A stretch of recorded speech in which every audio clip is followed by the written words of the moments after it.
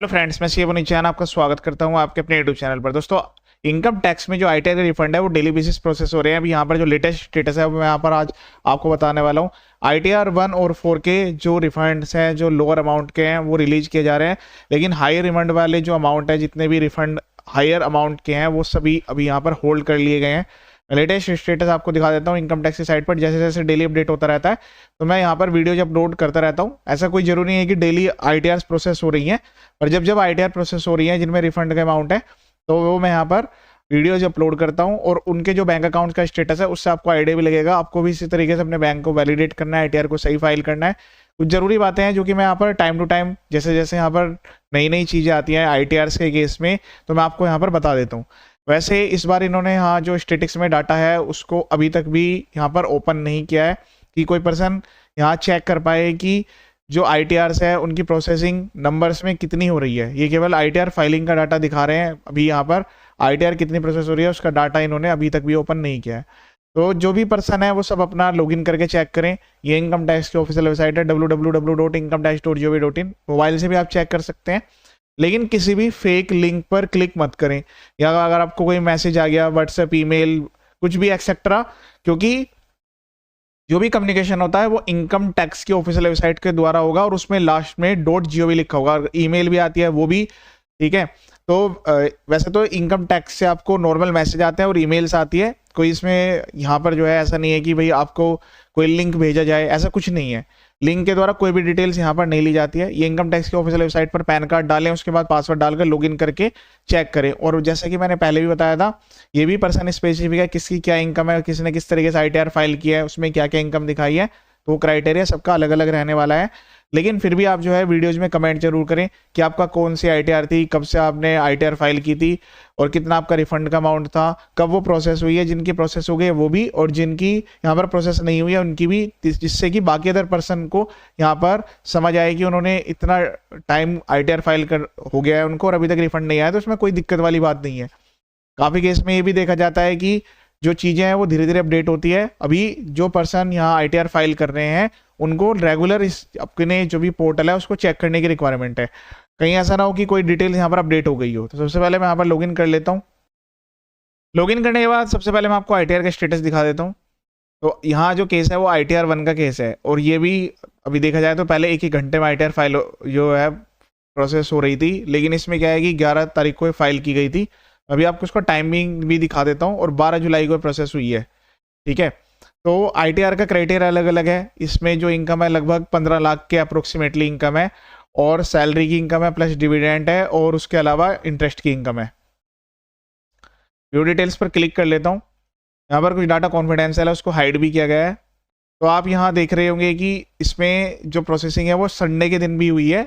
तो जो डाटा है वो ऑटोमेटिकली है, ऐसा नहीं है कि कोई मैनुअली प्रोसेसिंग इसमें हो रही है, क्योंकि गवर्नमेंट डिपार्टमेंट्स में जो संडे है वो वर्किंग डे नहीं होता, ठीक है ना। तो वो एक तरीके से यहाँ पर उनकी तो हॉलीडे रहती है संडे में, लेकिन संडे में भी आपकी जो आईटीआर है प्रोसेस हो रही है।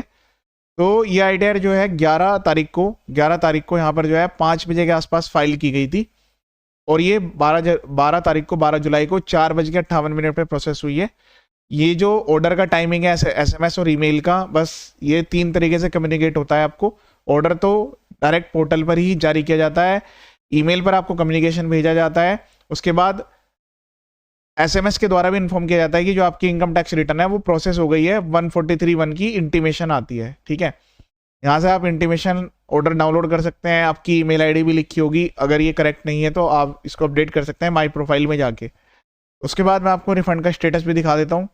उसके लिए आपको सर्विस में जाना है, नो रिफंड पे क्लिक करना है, पैन पर ऑटोमेटिकली आएगा 2627। उसके बाद सबमिट पर क्लिक कर देंगे। यहाँ नीचे सबमिट का बटन दिया रहता है, अगर सबमिट पर आपको क्लिक कर देना है। अब देखिए सबमिट पर क्लिक करने के बाद यहाँ पर मैसेज लिखा हुआ है refund send to the refund banker on 12 July, और 12 जुलाई को ये जो है क्रेडिट हो गया है। ये जो ऑर्डर आया है उससे पहले यहाँ पर जो है अकाउंट में रिफंड जो है क्रेडिट हो गया है। तो ये सबके केस में अलग अलग तरीके से हो सकता है। काफ़ी केस में ऐसा भी देखा गया है कि पहले ऑर्डर जारी हुआ है, ठीक है, उसके बाद यहाँ पर जो है रिफंड क्रेडिट हुआ है। लेकिन काफ़ी केस में है कि ऑर्डर अपडेट होने में टाइम लग गया है, लेकिन जो रिफंड है वो आईटीआर प्रोसेस होने के तुरंत बाद यहाँ पर जो है डायरेक्ट अकाउंट में भेज दिया गया है। तो अब इसके बाद मैं आपको अकाउंट का स्टेटस दिखा देता हूँ। ये माई प्रोफाइल में जाकर आपको भी चेक करना है। कुछ डाटा कॉन्फिडेंशियल है उसको यहाँ पर हाइड किया गया है। यहाँ आपको इधर राइट हैंड साइड में, ये मोबाइल में तो आपको राइट हैंड साइड में दिखेगा। अगर आप यहाँ डेस्कटॉप या लैपटॉप से इसको एक्सेस कर रहे हैं तो यहाँ पर माई बैंक अकाउंट दिखेगा आपको, ये आपको लेफ्ट साइड में दिखेगा। ठीक है, माई बैंक अकाउंट पर क्लिक करना है। देखिए इस केस में क्या है कि 2 बैंक अकाउंट यहाँ पर ऐड हुए हुए हैं। तो इस केस में जो है 2 बैंक अकाउंट यहाँ पर ऐड है। ठीक है, दोनों यहाँ पर SBI के बैंक अकाउंट्स हैं, ब्रांच इनकी जो है अलग अलग है। ठीक है, और दोनों के केस में validated and eligible for refund लिखा हुआ रहा है। ईमेल आईडी मोबाइल नंबर यहाँ पर वेरीफाइड नहीं है, क्योंकि ईमेल आईडी मोबाइल नंबर हो सकता है बैंक में अलग हो और यहाँ पोर्टल पे अलग हो। तो अगर आप चाहते हैं कि आपके ईमेल आईडी मोबाइल नंबर पर भी ग्रीन टिक आए, तो आपको बैंक में भी same email ID mobile number रखने हैं, और वहाँ जहाँ जैसे इनकम टैक्स की साइट पर माई प्रोफाइल में जाकर एड्रेस और ईमेल मोबाइल अपडेट करेंगे, वहाँ पर भी सेम एड्रेस रखने हैं। अब इसमें एक ही बैंक अकाउंट को नॉमिनेट किया गया है और इसी में जो रिफंड है वो क्रेडिट भी हो गया है। तो आपके केस में क्या है कि हो सकता है कि यहाँ पर वैलिडेटेड आ रहा हो, या फिर वैलिडेटेड भी क्रॉस लिखा हो रहा हो, नीचे यहाँ पर आ रहा हो कि पैन मिसमैच है। इसके मैंने अलग अलग भी आपको जो वीडियोज अपलोड किए थे, वहाँ पर अलग अलग क्राइटेरिया होते हैं, सबके बैंक अकाउंट अलग अलग हैं, सबकी डिटेल्स अलग अलग टाइप की होती है। तो आपके केस में अगर यहाँ पर वैलिडेटेड एलिजिबल फॉर रिफंड आ रहा है तो सब कुछ ओके, आपको कोई दिक्कत नहीं है। अगर नहीं आ रहा है या कुछ और लिखा हुआ आ रहा है तो यहाँ से जाकर दोबारा से रिवैलिडेट करें। रिवैलिडेट करने के बाद जो ईमेल आईडी मोबाइल नंबर है उसका OTP वेरीफाई कराएं, फिर आधार OTP वेरीफाई कराएं, दोबारा से प्रोसेस में जाएगा और 1 से 2 मिनट में अपडेट हो जाता है। फिर से आप पेज रिफ्रेश करेंगे तो ये आपको यहाँ पर दिखेगा validate and eligible for refund. अगर ऐसा नहीं हो रहा है तो बैंक में जाकर दोबारा से रीकेवाईसी आपको करना होगा। ईमेल आईडी मोबाइल नंबर साथ में अपडेट करवा दीजिएगा, पैन कार्ड आधार कार्ड। जब वो रीकेवाईसी आपकी कंप्लीट हो जाए दोबारा से आपको आना है, यहाँ पर रिवैलिडेट पर क्लिक करना है। ऐसा करने के बाद भी अगर आपकी प्रॉब्लम रिजोल्व नहीं हो पा रही है तो फिर आप 3 डॉट्स पर क्लिक करके रिमूव बैंक अकाउंट पर क्लिक करके पहले बैंक को रिमूव कर लीजिएगा, और ऊपर यहाँ पर एक ऑप्शन दिया रहता है यहाँ पर ऐड बैंक का, इस पर क्लिक करके बैंक को दोबारा से ऐड कर लीजिएगा। ऐड करने का मैंने एक तरीका बताया था अभी रिसेंटली, एक बैंक में ऐसे ही हो रहा था। तो उसमें क्या था कि जब यहाँ पर हम रिवैलिडेट कर रहे थे तो वो रिवैलिडेट नहीं हो रहा था, तो उसको क्या किया, पहले हमने उसको रिमूव किया, रिमूव करने के बाद उसको दोबारा से ऐड बैंक पे क्लिक किया, फिर उसके बाद यहाँ पर नई तरीके से उसको ऐड किया। तो ITR के लिए बैंक का वैलिडेट होना जरूरी है, और जितने आपके बैंक अकाउंट्स हैं वो सबके सब आपके ITR में भी जाना जरूरी है। यहाँ पर भी ऐड करके रख लीजिए कि अगर एक बैंक में फेल्ड हो रहा है तो दूसरे में क्रेडिट हो जाए, क्योंकि जब तक आपका रिफंड फेल नहीं हो जाता तब तक रीइशू की रिक्वेस्ट सबमिट नहीं कर सकते। चलिए अब मैं आपको बताता हूँ रिफंड फेल हो गया, अब रीइशू कैसे करेंगे। देखिए यहाँ पर जो ITR है यहाँ पर आपको लिखा हुआ आएगा, जैसे यहाँ पर लिखा हो रहा है प्रोसेस विद रिफंड में यहाँ पर लिखा है रिफंड फेल्ड। अब जब आपका रिफंड फेल्ड होगा तो वो रिफंड फेल्ड होने के बाद यहाँ रिफंड रीइशू वाले में अपडेट हो जाएगा। इस केस में तो फेल्ड नहीं है, आपको क्या करना है, क्रिएट रिफंड रिक्वेस्ट पर क्लिक करना है। तो यहाँ पर ऑटोमेटिकली आपको असेसमेंट ईयर दिख जाएगा। असेसमेंट ईयर जो आपका रहने वाला है वो यहाँ पर 26-27 रहने वाला है, इसके हम ITR भर रहे हैं फाइनेंशियल 25-26 की। उस पर क्लिक करेंगे, फिर उसके बाद कंटिन्यू पर क्लिक करेंगे, बैंक सबमिट करके OTP से वेरीफाई करके रिसबमिट कर सकते हैं। तो जब तक आपका वो रिफंड फेल नहीं होता तब तक वो ऐसे ही रहेगा।